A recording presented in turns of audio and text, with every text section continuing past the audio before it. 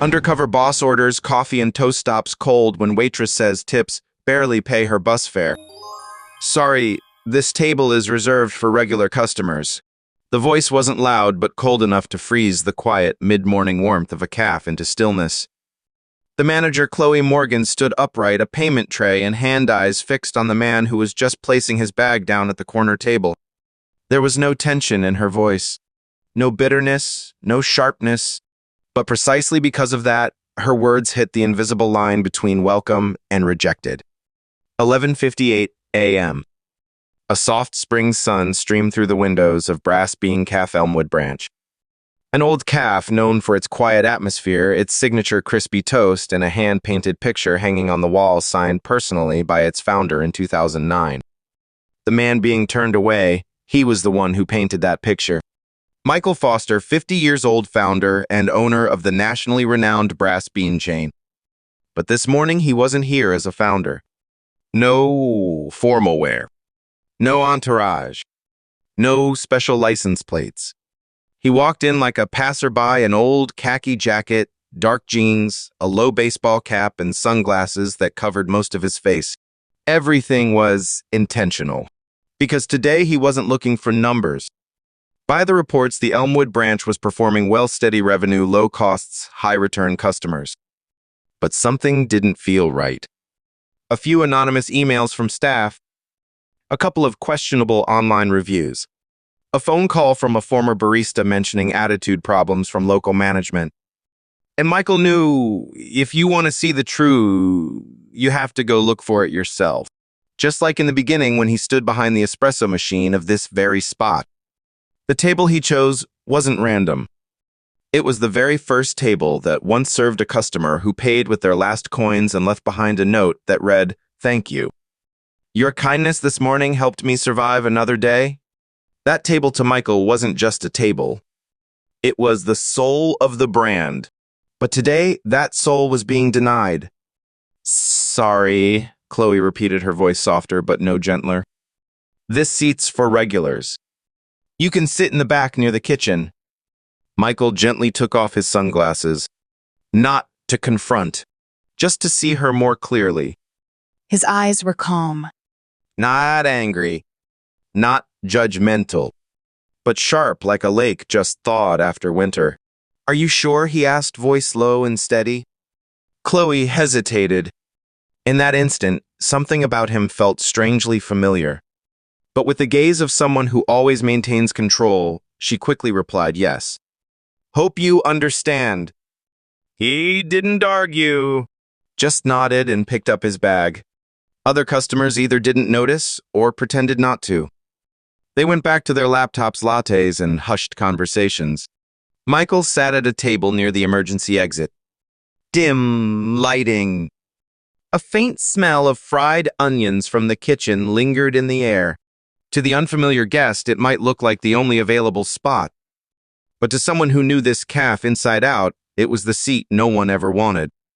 From there, he could see everything. Behind the bar, Chloe was chatting with a local businessman in a suit, working on a brand new laptop. Chloe laughed more. Her tone was higher, sharper, very different from when she spoke to him. "A barista, Emily, hair tied back, petite," noticed Michael. She quickly fetched a glass of water and a menu, then approached. "Sorry for the inconvenience earlier, sir. Here's the menu. Would you like to order something?" Her voice was gentle, sincere, slightly shy. Michael smiled. "Thank you. 1 black coffee. Peanut butter toast." Emily nodded. "Right away, sir." A few minutes later, Michael had in front of him the same meal he used to serve his first customer, black coffee and toast. Simple. No fancy toppings. No sugar. Just the aroma of memory. He took a sip. Warm. Slightly strong. The flavor still familiar. But what froze him wasn't the coffee and not even the earlier rejection. It was a quiet sentence Emily uttered while clearing the table next to him. Whispered to a colleague, barely audible this week, "I only got $27 in tips. I'm walking 2 miles to save on bus fare." Michael looked up. That sentence hit him straight in the chest like a wake-up call. A multi-million-dollar revenue system, a brand praised in the media for employee care. Yet a barista still has to choose between a meal and a bus fare, an offhand comment. But to him, it was the unrecorded truth. The soft clicking of high heels echoed steadily against the gray-tiled floor. Chloe Morgan, the morning shift manager, approached, perfectly groomed cream blouse-fitted pencil skirt lips, painted a pale pink. She held her head high as if she'd just stepped out of a corporate boardroom, not a corner cafe. Michael was still sipping his black coffee quietly like a familiar customer of life itself, not the CEO of a multi-million-dollar cafe chain. Sir Chloe stopped beside the table, her voice gentle but by no means soft. This seat is reserved for regulars or guests ordering a full lunch. If you're only having coffee and toast, she emphasized, I suggest sitting at the bar or taking it to go. Michael looked up. No frown. No surprise. He only tilted his head slightly, his gaze behind the glasses calmly scanning the well-made-up face in front of him, as if he were memorizing every layer of expression, every word choice. Not to argue, but to understand how his brand truly operated. Oh, he responded. Just one word. Light as air, yet it left a ripple behind. Right at that moment, another staff member, Tyler, walked over. His eyes scanned Michael from head to toe like appraising a worn-out item. We have table limitations, Tyler said, trying to sound casual, but the impatience bled through every pause. For people ordering simple things like you. A silent shadow fell across the cafe. No one laughed. No one stepped in. No customer said a word. A few glanced toward the scene, then quickly looked back down at their phones, pretending it wasn't their concern. Only the grinder hummed steadily behind the bar as if trying to drown out the growing discomfort. Michael didn't react immediately. He turned to look out the window where the early spring sunlight streamed through budding leaves. Then he turned back, voice low and calm. Could I get a menu? Please, a polite request. A chance, however, small to right a wrong. But the menu never came. Chloe smiled, but her lips pressed tightly together. We'll serve you right away if you move to the bar. Michael stayed silent. He gave a small nod, then pulled out his phone. A scratched-up old phone, nothing like what a millionaire CEO would carry. But seconds later, Chloe froze. Her phone vibrated in her pocket. A message from upper management. Michael placed his phone face down on the table. He didn't need to flip it, because he already knew what had just happened. Chloe didn't. What's going on, she whispered, eyes darting toward Tyler, who also received the same message. Customer interaction is now under live supervision. All behavior is being recorded. No one knew exactly what was happening, but everyone could feel it. The shift in the air like a cold breeze passing through invisible but undeniable. At the bar, Emily, the petite barista, looked at Michael again. She still didn't know who he was, but her instinct told her this was no ordinary customer. Michael quietly took another sip of coffee. He remained seated at the table that wasn't meant for someone like him. Moments later, Emily quietly walked over. She gently placed a menu on the table. Didn't say a word. Just gave a small nod, then stepped away. Chloe glared, but said nothing. The silence in the cafe now was no longer indifference. It had become a sense of waiting for something about to break. Michael opened the menu. His eyes settled on a small, italicized line at the bottom. We serve with dignity and warmth to every guest, every table, every time. We serve with dignity and warmth to every guest, every table, every time? He smiled. Not a satisfied smile, but a smile ready for action. Because in that very moment, Michael knew this story wasn't just about a cup of coffee and a slice of toast. It was about a system. A culture. A spirit that had been lost right where it all began. The silence inside Brass Bean Cafe hung like a thin layer of fog. No one broke it, but no one felt at ease. Chloe turned away, pretending to be busy with receipts. Tyler furrowed his brow, quietly adjusting the espresso machine. Only the clinking of a spoon against a cappuccino glass rang out across the counter, sharp and cold. Then, like a small crack across a still lake, a voice spoke soft but clear. "I'm sorry if they made you uncomfortable." Michael looked up. In front of him stood Lana, a young woman at the doorway to the employee area. Her server uniform, slightly wrinkled hair tied in a rush, and eyes that hadn't truly rested in many nights. She didn't stand too close, as if afraid she might cross some invisible line drawn for someone in her position. Michael looked at her. His gaze remained the same, calm, without judgment. But behind it was a deep sense of listening. Lana took a gentle breath, then continued, "I work here 3 shifts a week. Still finishing my final year in design, but I have to work to cover rent." She hesitated, then forced a faint smile as if trying to joke her way through the hardship. "Tips per shift, about $6. Some days I don't even have enough for the bus home." No trace of resentment. No appeal for sympathy. Just a truth, plain unvarnished and forgotten in the quarterly revenue reports. Michael said nothing. He didn't nod. He didn't comfort her. He didn't ask for more. But his hand instinctively touched the brim of his old cap, lifting it slightly, a simple gesture like a quiet thank you from someone who had once walked the same road. At 20, he had been a server too. He too had counted tip coins under the yellow light of a roadside cafe. In that moment, no one realized the true divide in the cafe wasn't between customer and employee, but between those who serve with heart and those who manage out of habit and numbness. Lana took a step back, her expression still respectful, but now holding a fragile spark of hope, as if she didn't need him to respond, only to listen. And that somehow made everyone else in the cafe more uneasy than ever. From across the room, an elderly couple by the window had been watching since the beginning. The woman whispered, "Frank, do you see he didn't get angry? Didn't argue?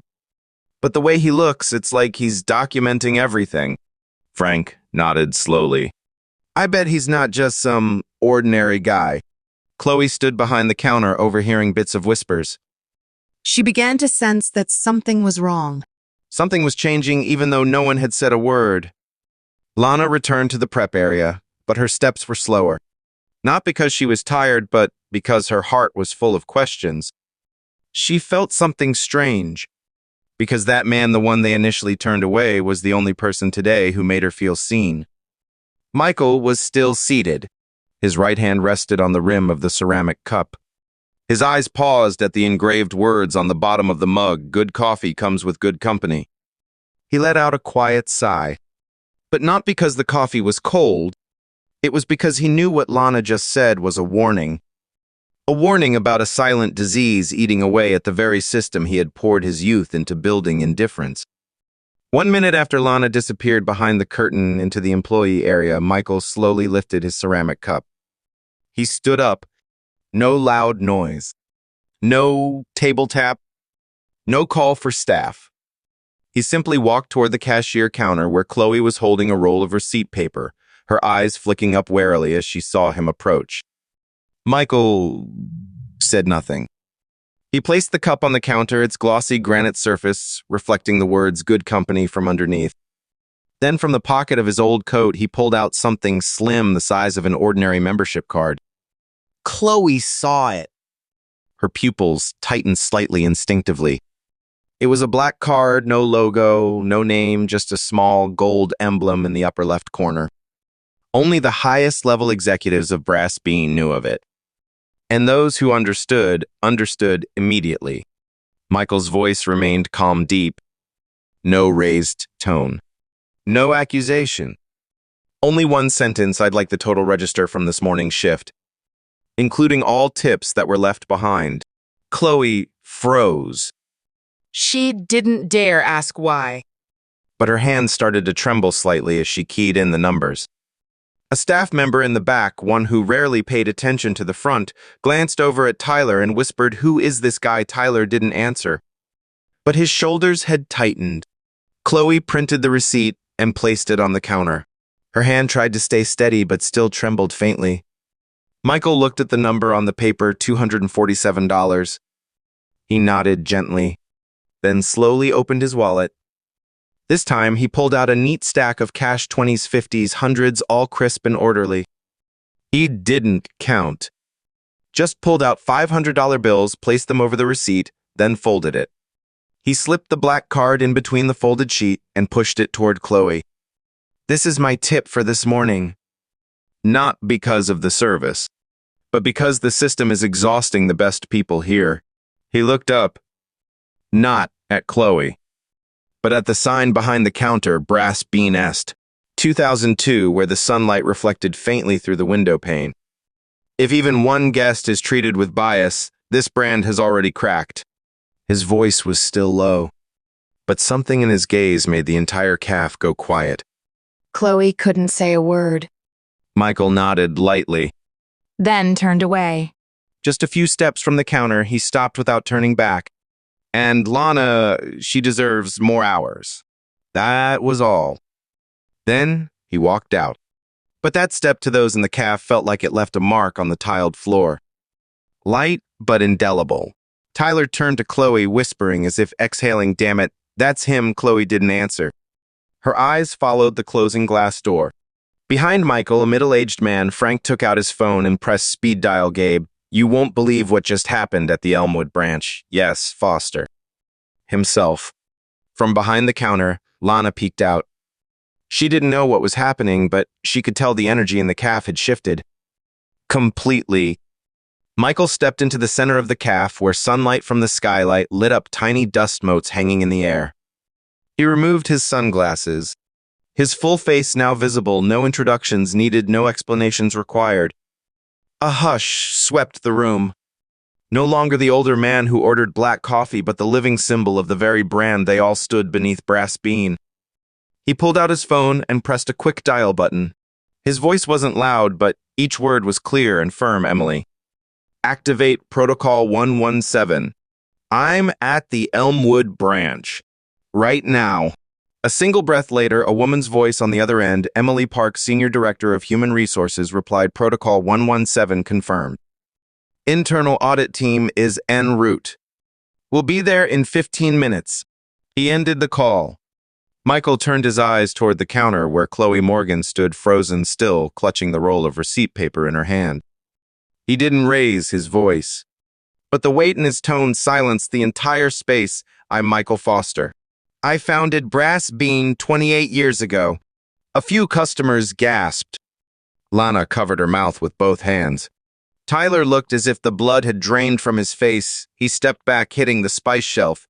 Michael took another step forward, his gaze locked on Chloe, and in just the past 12 minutes I was welcomed with exactly the thing I swore would never exist in this system. He paused, giving everyone a chance to absorb every word. Discrimination disguised as politeness. Exclusion wrapped in a smile. And indifference managed like it's part of the operating procedure. Chloe opened her mouth to speak, but no sound came out. Her face had gone pale. Michael looked straight at her. Not angry. Not insulting. Just the bitter disappointment of a father watching his child destroy the very values of their home. Coffee is a trade, but hospitality is a code. Lana, still behind the counter, eyes red and glistening, didn't look away from him for a second. She didn't know whether to be relieved or scared. But one thing was certain: he had heard her. And he had acted. Guests in the caf began whispering. One middle-aged man slowly put down his cup, then began to clap, slow, deliberate. Another stood up, nodding at Michael as if to say he had just witnessed something deeply right. Chloe stammered, I didn't know you were Michael." Cut her off, still calm, but leaving no room for negotiation. "The issue isn't that you didn't know who I was.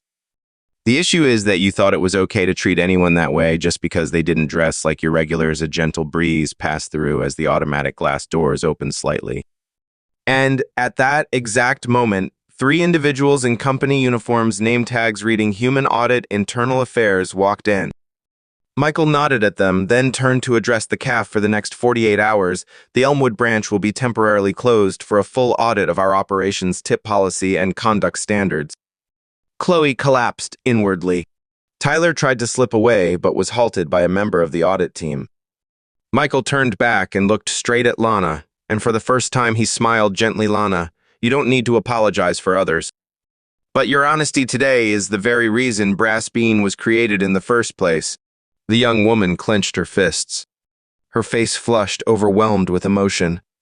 Michael stepped up to the counter, the same one where he had poured his first cappuccino nearly 3 decades ago, and gently touched the worn wooden edge. This brand wasn't built on coffee beans. It was built on how we treat every person who walks through that door. Then he looked around, his eyes meeting every face. We can't teach someone to have a conscience, but we can choose who stands behind the espresso machine. A stronger gust of wind swept through as the main door opened again, this time the internal filming crew entering to document the audit process. And Chloe knew no excuse would matter anymore. Seconds after the crew arrived, a team member, a brunette with headphones, raised her hand. The camera rolled. Every movement in the caf was now not just an action, but evidence. Michael turned his back to the caf.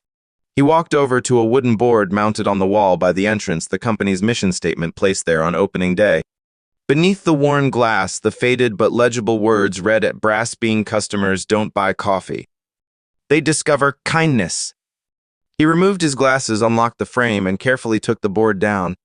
He returned to the counter and placed it in front of Chloe as if returning a promise she had forgotten. I don't need employees to memorize our mission statement. I need them to live by it.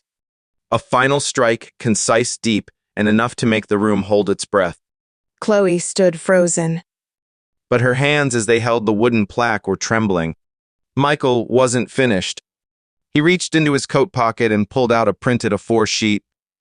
At the bottom, a signature in blue ink freshly signed that morning. He raised the paper, and his voice not loud but resonant like a wake-up bell. This is the official decision. Chloe Morgan, all managerial responsibilities are suspended, effective immediately. A full conduct investigation will follow. And the final conclusion won't be based on excuses, but on video footage, staff testimonies, and customer feedback. A sharp breath echoed from the corner. Tyler froze his back against the espresso machine. His eyes met the camera, then dropped instantly. He knew there was no way out. Michael stepped forward again, this time toward Lana. He extended a craft paper business card, the name embossed beneath in subtle ink. Underneath it read, Founder and Culture Steward. Lana, I want you present at tomorrow's personnel review. Not as a temp, but as someone with a voice in how we rebuild this team. Lana's eyes widened. You spoke up when others stayed silent. You showed grace when others showed indifference. And that deserves to be acknowledged. Lana said nothing.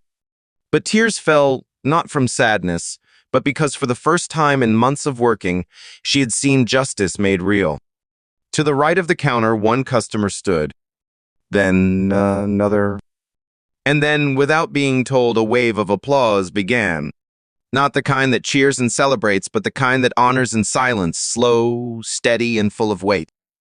Michael bowed his head slightly, not as a greeting, but to acknowledge the empathy of the community. An elderly customer, Mr. Frank, who had quietly observed from the beginning, stepped forward. In his hand was a cup of coffee still warm. He held it out to Michael and smiled. For the first time in my life, I've seen a CEO willing to stop and wipe the stain off his own sign. Michael accepted the cup. The heat from the stranger's hand transferred through the ceramic, warm, real-like proof that people can still be good if someone reminds them. He looked around one final time and simply said, "Thank you all for witnessing something that should have happened sooner." Then he turned and walked toward the main door. The camera continued rolling, capturing every movement. The atmosphere in the caf was no longer silence, it was clarity. A few other employees, slowly emerging from behind the kitchen divider, tiptoed into the open. No longer afraid, but hopeful. And just as Michael's hand touched the door handle, Lana spoke quietly but clearly, "Thank you for not staying silent like the others before." Michael turned back. He gave a single nod, just enough. Then he walked out. The midday light spilled across the sidewalk. Not harsh, not blinding, but like a new beginning. The glass door was still gently swaying behind the internal audit team's final footsteps when Emily Park arrived, walking with steady pace, holding a thick file flanked by two assistants in management uniforms. No one needed to ask who she was. The way the room shifted into immediate focus made it clear the real storm had just begun. Michael didn't raise his hand, didn't call out. He simply tilted his head toward Emily and his voice low but concise said, "All daytime staff temporarily suspended. Elmwood branch will close for 48 hours. The service protocol will be rewritten from scratch. And the first member of the new team is Lana." No applause followed, but the silence deeper than any cheer sank into every person present. Emily nodded as if signing a verdict. She flipped through the top 3 pages of her file, carefully placing them beneath the perfect light for the internal cameras. A blue pen touched the paper, marking the line "Temporary Suspension, Internal Decision." Not for show, but for clarity. At the left side of the counter, Chloe was still standing, or rather, clinging to it like a sinking raft. She opened her mouth, voice trembling. If I could explain." Michael turned. His gaze didn't carry anger, but the exhaustion of a man who once believed in good and was betrayed in the house he built with his own hands. "I don't need an explanation, Chloe. I need behavior. And today I've seen enough." Chloe choked on her words. That response wasn't the harshest punishment, it was the fact that she no longer had the space to defend herself with words, because her actions had already spoken for her. Michael turned back without another word. He walked slowly toward the wooden table beside the counter, the very table he once wiped clean with his own hands over 20 years ago, when Brass Bean was just an unmarked little calf and he was the only barista. His hand rested gently on the smooth wood worn down by years of use, then traced the edge as if rereading the story written into every grain. No one interrupted. No one dared to break the moment. The late afternoon sun streamed through the glass roof, casting soft light on his hand. Tiny specks of dust floated in the air, a quiet reminder that every great thing begins with something small. Behind him, Lana remained still, both arms clutching her worn notebook. Michael turned back and looked directly at the young woman. "I didn't choose you because you spoke up. I chose you because you spoke up at the right time, not to escape, not to gain something. You simply told the truth. And sometimes that alone is leadership." Lana couldn't hold it and her tears fell, but not just from emotion. For the first time she understood this, you can be acknowledged just for being real. One of Emily's assistants stepped forward and handed Lana a sealed envelope. On the front, it read "Temporary Coordinator Invitation, Elmwood Branch." She took it, hands trembling. Inside wasn't a bonus, but belief. A very specific kind of belief, and a rare one. At the back of the cafe, a woman stood and walked toward the counter. She leaned in and whispered, "If this is how the CEO works, then I'll come back here every week, even if all they serve is water and no coffee." Another customer chuckled, then spoke aloud. "I came here for the coffee, but today I think I'll stay for how they treat people." All eyes turned to Lana, no longer just the part-time girl working 3 shifts a week, but now the symbol of change, gentle, unannounced, but unwavering. Michael turned one last time and touched the menu board hanging behind the counter. He pulled a pen from his pocket, and just below the line, "Special of the day," he wrote in strong, handwritten letters, "Kindness served daily." Emily looked at him. She didn't ask questions. She didn't take notes. She just smiled softly because she understood the most important things aren't in the policy documents. Michael walked out of the cafe. He didn't look back. But Lana knew even if he stepped out the door, he never left the ideals this place was built upon. She stood still, gently holding the sealed envelope printed with "Temporary Coordinator, Elmwood Branch," when a soft sound echoed behind her, the gentle clink of dishes from the kitchen. A minute ago, it was just background noise. Now it awakened something clear in her mind. Everything is waiting for someone to begin. She looked up, walked behind the counter. And right at that moment, everyone left in the cafe watched her as if witnessing an unspoken inauguration. No speeches. No ceremonies. Only action. Without waiting for a directive from Emily, Lana pulled off her hair tie, turned around, washed her hands under the faucet, and gently opened the drawer of cups. She took out 3, wiped each one with a clean towel.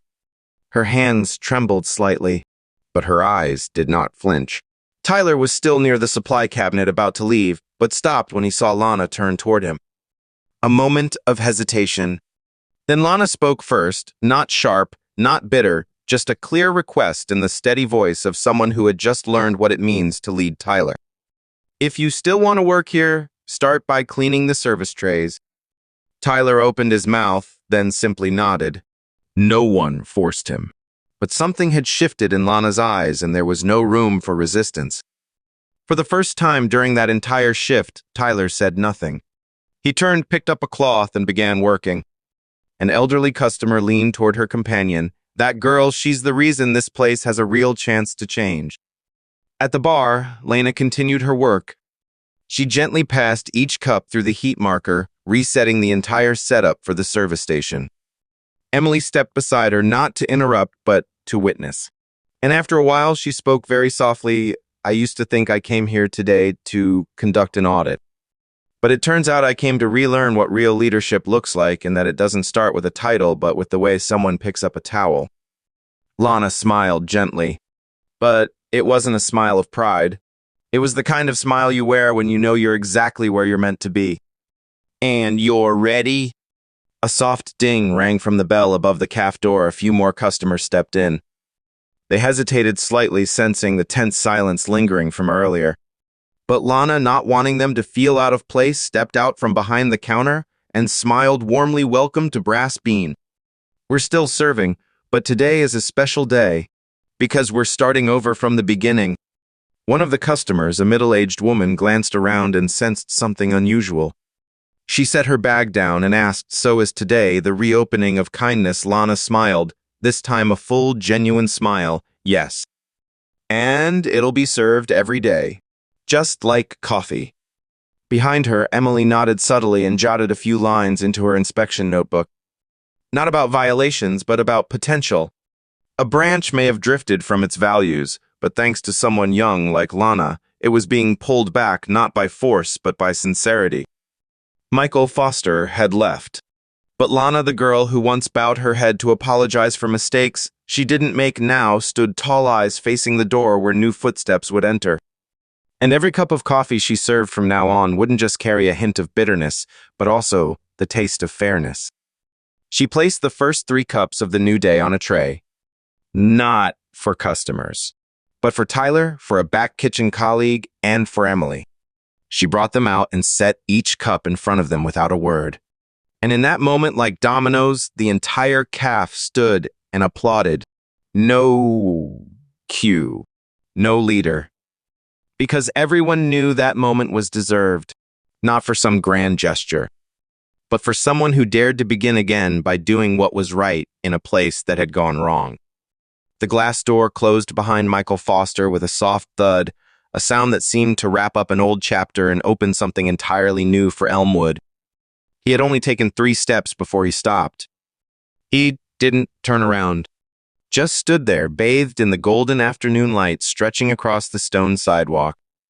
The breeze passed through the branches by the caf, rustling deep-colored leaves, ready for a new season. He took a long, deep breath, as if inhaling the very ideals that once fueled him back when he brewed coffee with bare hands, without business cards, without a leather chair. Then he turned around. His gaze swept across every face inside the caf, faces that had just witnessed a day no one expected and no one would forget. No spotlights. No film crews. Only a system that had just been cleansed by kindness. His voice rang out, no microphone needed. But each word carried its own weight, falling into the air, settling into hearts. Brass Bean wasn't built to become the most profitable caf chain. It was built to be a place where anyone could walk in without being judged by their wallet, their skin color, their order, or their silence. He looked toward Lana, now quietly standing behind the counter. His eyes didn't need praise. Just a nod, and it felt like handing her a torch in the dark. Fairness doesn't live on the menu. It lives in how we respond when someone says they only have enough money to catch the bus home. It lives in every gaze that doesn't look away and every choice we make not to stay silent when something's wrong. A pause. Then he turned again. But this time not to leave something behind. Rather to leave behind a space restored not by marketing but by doing what was right. Applause began. Not loud. Not in unison. Just one person, then another. And then, like instinct, the whole calf started clapping. Slowly. Steadily. Not because someone got fired, but because someone had been allowed to stay not by contract, but by trust. A guest leaned over to whisper to her friend, "This isn't like anything I've ever seen in a calf. It feels like a reminder that real fairness still exists. No big backdrop. No viral video. But real fairness has never needed the spotlight. It is made of brave decisions, the kind taken when no one is clapping, no one is posting, and all that remains is the conscience of the one in charge. A true CEO doesn't inspect a system with reports. They walk in themselves, sit down, listen, and respond. Not to check quality, but to check humanity. Because culture isn't written in slogans. It's written in how you respond when an invisible employee just needs a fairly priced meal and recognition at the right moment. And if you ask what keeps a brand alive for 3 decades, the answer is always this: it's not the coffee. It's how you treat people.